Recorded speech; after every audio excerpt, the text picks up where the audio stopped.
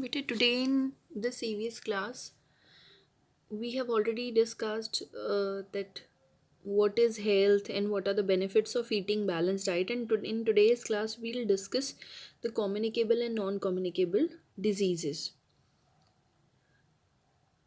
Health जो है it's related with the food we eat और हेल्दी रहने के लिए हमें बैलेंस डाइट की ज़रूरत है. That is we have to eat the fruit all the fruits and vegetable to remain healthy. So balance diet में हमारी ये जितने भी फ्रूट्स और वेजिटेबल हैं they are included in the proper proportion.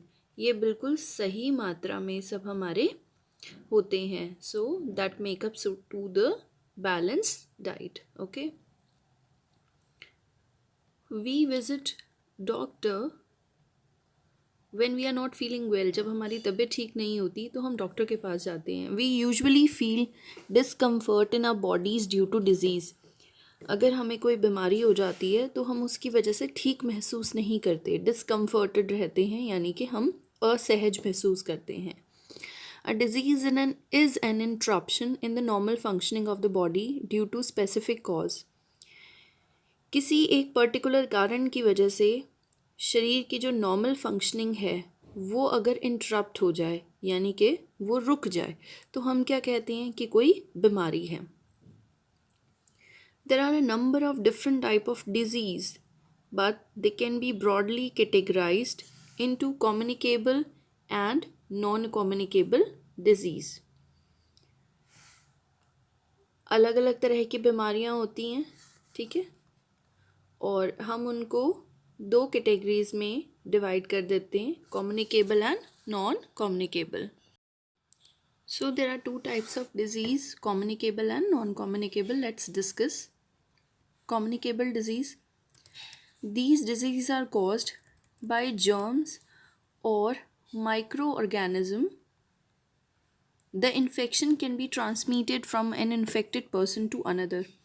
Communicable disease वो होती हैं जो कि माइक्रो ऑर्गेनिज्म यानी कि कीटाणुओं के द्वारा, जीवाणुओं के द्वारा, जो बहुत छोटे छोटे हमारे बैक्टीरिया या वायरस होते हैं ना, इनके थ्रू. माइक्रो मीन्स छोटा, ऑर्गेनिज्म मतलब कोई भी लिविंग क्रीचर. सो ये जो बीमारियां हैं ये जर्म्स या माइक्रो ऑर्गेनिज्म के द्वारा होती हैं और ये इन्फेक्शन की तरह एक से दूसरे में फैल जाती हैं. It can also be transmitted from infected animal to human. और सिर्फ एक इंसान से दूसरे इंसान नहीं, हो सकता है कोई इन्फेक्टेड एनिमल हो, उससे भी ये इंसानों तक आ सकती है. The germs of disease such as scarlet fever, measle, mum, whooping cough, influenza and diphtheria spread through air. ये सभी बीमारियां हवा से फैलती हैं, यानी कि अगर कोई इन्फेक्टेड पर्सन है, वो छींकता है, ठीक है, खांसता है, या फिर उसकी बॉडी से जर्म्स किसी तरह से हवा में जाते हैं और वो हवा हमारे शरीर में, हमारे कांटेक्ट में आती है, तो हमें भी वो बीमारी हो सकती है. They can be expelled from nose or mouth of the infected person when they sneeze or cough and inhaled by other. अगर कोई इन्फेक्टेड पर्सन है वो खांसता या छींकता है तो वो जो जर्म्स हैं वो हवा में आ जाते हैं और दूसरा अगर उसको इनहेल कर ले तो उसे भी वो बीमारी हो सकती है. Some communicable disease such as cholera, typhoid, dysentery spread through contaminated food और वाटर. इसके अलावा कॉलरा, टाइफाइड और डाइसेंट्री ये ऐसी बीमारियां हैं जो कि कंटामिनेटेड यानी कि गंदे खाना या गंदे पानी से हो सकती है, ठीक है. Some infection such as malaria, dengue, plague and rabies are transmitted to humans by animal और इंसेक्ट. इसके अलावा जो मलेरिया है, डेंगू है, प्लेग है, रेबीज़ है, ये इन्फेक्टेड इंसेक्ट या एनिमल के द्वारा भी इंसान तक पहुंच सकते हैं. Certain microorganism require specific condition to be transmitted to a person. कुछ एक ऐसे माइक्रो ऑर्गेनिज्म हैं जो एक पर्टिकुलर कंडीशन में ही दूसरे इंसान तक ट्रैवल करते हैं. Use of infected medical instrument और ट्रांसफ्यूजन ऑफ इन्फेक्टेड ब्लड में कॉज हेपेटाइटिस. अगर किसी इंसान को हेपेटाइटिस है उसका इन्फेक्टेड ब्लड यानी कि उसका खून या फिर उसको लगाई हुई सुई या और कोई मेडिकल औजार अगर एक अस्वस्थ इंसान से स्वस्थ इंसान को लगाया जाता है तो उसे भी ये बीमारी हो जाती है। और इसीलिए आपको अगर याद होगा कि जब भी हम वैक्सीनेशन के लिए जाते हैं, इंजेक्शन लगता है, तो हर बार नई सिरिंज यूज़ होती है ताकि बीमारी जो है वो एक से दूसरे में ना फैले। ट्यूबरक्यूलोसिस, जिसको टीबी भी बोलते हैं, may be transmitted by infected individual to a healthy one through air or by sharing food or utensil। अगर किसी को ट्यूबरक्यूलोसिस है तो उस इंसान से किसी स्वस्थ इंसान को ट्यूबरक्यूलोसिस हो सकता है।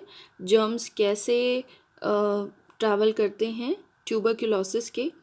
हवा से, यानी कि अगर हम किसी को टीबी है और हम उसके बहुत ज़्यादा नज़दीक जाएं तो उसके जो जर्म्स है वो हवा के थ्रू हमारे अंदर आ सकते हैं अगर हम उनसे खाना शेयर करें या उनके बर्तन शेयर करें।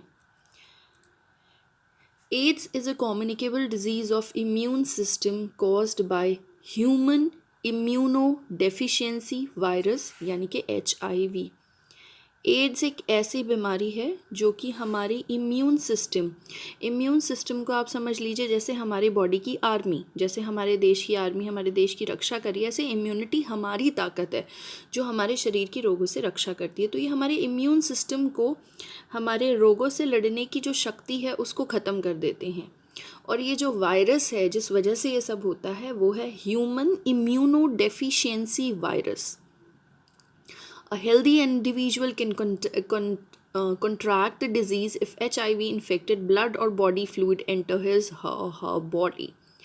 अगर किसी को ऑलरेडी HIV इन्फेक्शन है और उसके शरीर का ब्लड या कोई भी लिक्विड हमारे शरीर तक पहुंचता है तो उससे हमें वो बीमारी हो सकती है। Malaria is caused by a parasite known as Plasmodium, which is transmitted by the bite of Anopheles mosquito। Malaria जो है वो कैसे होता है? जब एनोफिलीज मस्कीटो काट ले तो एनोफिलीज मस्कीटो के पास कौन सा पैरासाइट होता है? प्लाज्मोडियम। ये पैरासाइट उस मच्छर से एनोफिलीज मस्कीटो से हमारे शरीर में आ जाता है और मल्टीप्लाई करना शुरू कर देता है, लिवर को ख़राब करता है, रेड ब्लड सेल को अटैक करता है। Parasite parasite are those organism, parasite वो ऑर्गेनिज्म होते हैं जो किसी लिविंग बॉडी पर रहते हैं, उसी से सारे न्यूट्रिएंट ग्रैब करते हैं, ठीक है, जिसके ऊपर रह रहे हैं सारा खाना पानी उसी से लेते हैं, ठीक है। सो एनोफिलीज मस्कीटो जब अगर काट ले किसी को तो प्लाज्मोडियम जो उसके अंदर एक पैरासाइट है वो उस पर्सन के अंदर ट्रांसफ़र हो जाता है और ये हम बॉडी में आके, जैसे अगर ये किसी इंसान के शरीर में आ जाए तो वहाँ ये मल्टीप्लाई करना यानी कि बढ़ना शुरू हो जाता है और हमारे रेड ब्लड सेल को अफेक्ट करता है। The prevention and the control of communicable disease is possible. ये जितनी भी कम्युनिकेबल डिजीज़ हैं इनका कंट्रोल और प्रिवेंशन यानी कि हम इससे बच सकते हैं, इसको कंट्रोल कर सकते हैं। It require education and increase awareness in matter of personal as well as community responsibility. जागरूकता से अगर हम लोगों को जागरूक करें इसके बारे में, हमें पता हो कैसे फैलती हैं, हम थोड़ा सेफ रहें, ठीक है, तो हम इसको इन बीमारियों से बच सकते हैं। Non communicable disease are not infectious because they cannot be passed from one person to another। Non communicable disease infectious नहीं होती, जबकि कम्युनिकेबल डिज़ीज़ इन्फेक्शस होती हैं, वो एक से दूसरे तक जा सकती हैं, लेकिन नॉन कम्युनिकेबल में ऐसा नहीं होता। यानी कि अगर किसी को कोई नॉन कम्युनिकेबल बीमारी है, हम उनके पास बैठते हैं तो हमें वो बीमारी नहीं होती। The cause can be unhealthy diet, factor involving the environment और genetic factor। नॉन कम्युनिकेबल बीमारियां कैसे हो सकती हैं? अगर हमारी डाइट अच्छी ना हो या फिर हमारे वातावरण की वजह से, एनवायरनमेंट की वजह से, या जेनेटिक फैक्टर, या अगर कोई कई बार होता है कि माता पिता को अगर परिवार में कोई बीमारी है तो वो भी बच्चों तक पहुंच सकती है। Non communicable disease are also known as chronic disease. Non communicable disease को क्रॉनिक डिजीज़ भी बोला जाता है और these disease generally last a long duration but may progress slowly. ये जो डिज़ीज़ हैं ये लंबे समय तक रहती हैं, ठीक है, और अगर बढ़ भी सकती हैं अगर इनको ठीक से ट्रीट नहीं किया गया। Example of non communicable disease include heart disease, diabetes, asthma and cancer. Heart disease दिल की बीमारियां, हृदय रोग, ठीक है, एस्थमा, कैंसर, डायबिटीज़, ये सारी क्या हैं? Non communicable disease. Some non communicable disease may also result from deficiency or lack of a particular mineral or vitamin in the body। कुछ नॉन कम्युनिकेबल डिजीज़ेस कुछ पर्टिकुलर तरह का खाना या मिनरल्स या विटामिन की कमी से भी हो सकती हैं और इन्हें डेफिशिएंसी डिजीज़ेस कहते हैं। So let me sum up these two. अगर हमारी बॉडी प्रॉपर फंक्शन नहीं कर रही है सो हम क्या कहते हैं कि क्या हुई है? बीमारी, and we feel discomfort. There are two types of diseases, communicable जो कि एक पर्सन से दूसरे को फैलती हैं, और नॉन कम्युनिकेबल जो एक पर्सन से दूसरे को नहीं फैल सकती। कम्युनिकेबल डिजीज़ेस जैसे कि मीज़ल्स, स्कारलेट फीवर, मम, वूपिंग कफ, इन्फ्लुएंजा, डिफ्थीरिया, ये कंटामिनेटेड एयर के थ्रू फैलता है, यानी कि अगर किसी को ये बीमारी है हम उनके बहुत नज़दीक जाएंगे तो हमें भी वो बीमारी हो जाएगी। कॉलरा, टाइफाइड, डायसेंट्री, ये गंदे खाने या पानी से होती है, ठीक है। और कुछ बीमारियां ऐसी हैं जो कि इन्फेक्टेड एनिमल या इंसेक्ट के थ्रू भी हमारे शरीर में आ सकती हैं, जैसे कि मलेरिया।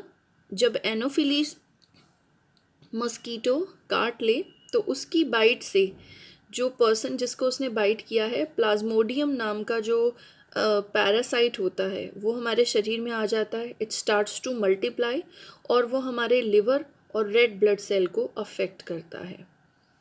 अगर हम अवेयर रहें तो हम इन बीमारियों से बच सकते हैं।